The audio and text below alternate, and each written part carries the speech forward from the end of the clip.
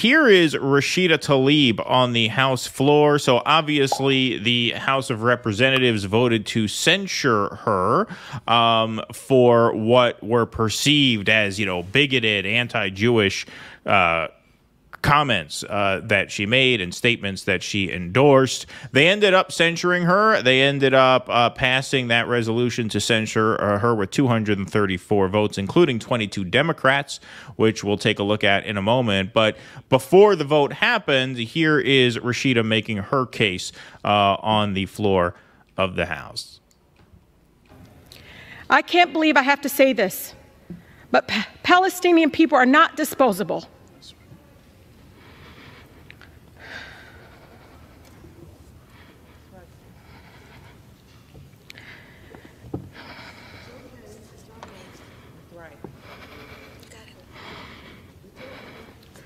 We are human beings,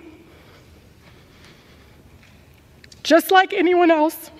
My city, my grandmother, like all Palestinians, just wants to live her life with freedom and human dignity we all deserve. Speaking up to save lives, Mr. Chair, no matter faith, no matter ethnicity, should not be controversial in this chamber. The cries of the Palestinian and Israeli children sound no different to me. What I don't understand is why the cries of Palestinians sound different to you all. We cannot lose our shared humanity, Mr. Chair. I hear the voices of advocates in Israel, in Palestine, across America, and around the world for peace.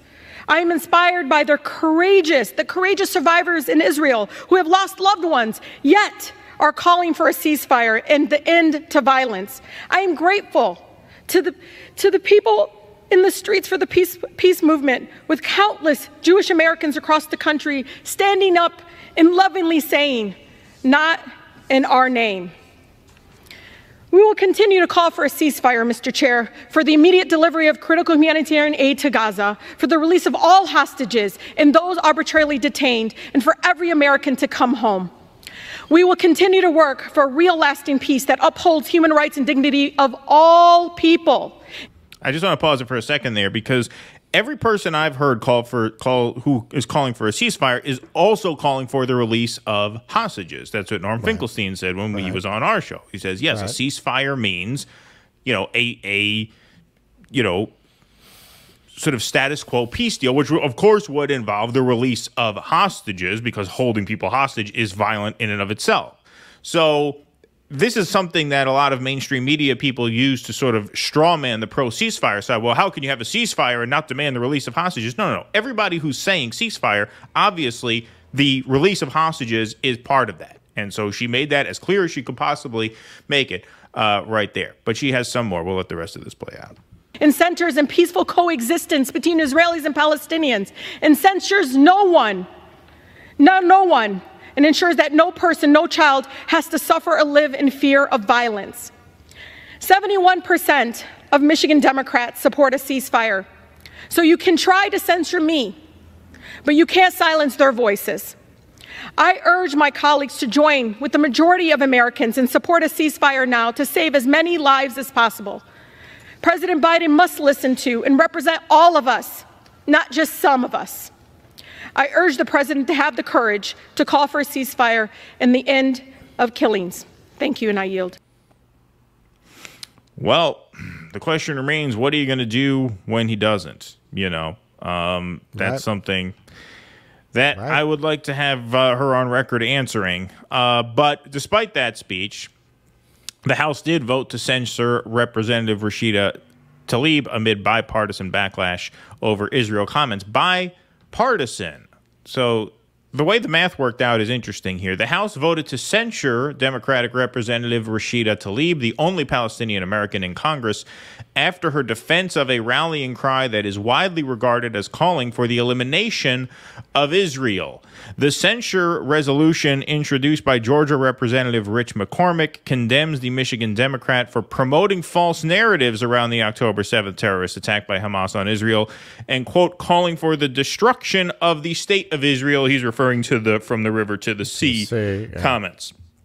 The House passed the measure late Tuesday by a vote of 234 to 188, with 22 Democrats joining all but 4 Republicans voting in favor of her censure. 4 members voted presence. Tlaib has been one of the most vocal members of Congress to demand a ceasefire in the Israel-Hamas war amid a humanitarian crisis in Gaza. I love how they call it a humanitarian crisis in Gaza, as if it's like this naturally occurring thing. Right. And the rising death toll. They had a hurricane. Yes, exactly. Of Palestinian civilians. Here are the 22 Democrats who voted to censure. A lot of names we've never heard of there. Jared Golden, notable centrist Democrat. Dan Goldman in good old New York. Josh Gottheimer from New Jersey. Levi's heir, Dan Goldman. The Levi's Man heir of the boy. people. Man of the people, Dan Goldman. Exactly, exactly. Josh Gottheimer, big AIPAC guy in northern New Jersey, near New York City. Pat Ryan, who was my congressman until I moved further up north. And, of course, friend of the show, Richie Torres, unsurprisingly, and notorious blocker of random people. Yes, notorious blocker of random critics. So, yeah, look, I mean, it's obviously disgraceful that this passed. It's disgraceful that 22 Democrats signed on to this. It's hard to get enthusiastic and defend the squad since they've basically hung us out to dry on so many different times. But just on principle, I mean, this is obviously horrible. And it obviously just shows you what you're up against, is what I said at the very beginning of this. You really feel like you are fighting such an uphill battle, at least inside the halls of Congress. As Rashida said in her speech there, the people are on her side. 71% of Michigan Democrats want a ceasefire. In her district, it's got to be almost unanimous support for a ceasefire. I can't imagine more than 10% don't want a ceasefire in her district. So, you know, this idea when she says, you know, you can censure me, but you can't silence the people who back me, you know, that's the kind of statement you could have made time and again for every battle that you guys in the squad promised to fight and stood down. Like, the whole point of sending you there was that we would have your back if you repped us, right? And so, I mean, it's good that she said it in this case, but, you know, unfortunately, it's too late to really get too invested in her defense unless she does what I suggested she do on the last show, which is dem exit, run as an independent. She'd win. She would win. She won't do it, but she would win if she did. That was exactly what I was thinking watching this, because you have Cori Bush there, you have Ilhan, you even had Jayapal tearing up there listening. So what this tells you is, in spite of what we've heard about, what we've suggested, that maybe once you get into Congress, they take certain family members hostage, they can stand up when they want to. I mean, standing up against the war machine is probably the least popular thing you could do to the Democratic and Republican, the uniparty establishment in Washington. That is probably the most threatening stand you can take, an anti-war stand. That's probably the thing they like the least. They would probably rather see the entire country get gold-plated health care than to see people take a stand against the war machine. So you can. So clearly you can. Clearly they don't have your nephew in a basement somewhere. So clearly you have some freedom of action to actually cross these people. Because I think we've all speculated, what the hell do they say to these people when they get to Congress that turns them into this? So this is basically telling us you're just going along to get along. It's you know, you're thinking about your future career.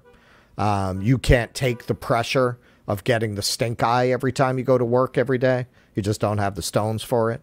Whatever the case may be, okay, so here's something you really care about. You really seem to care about.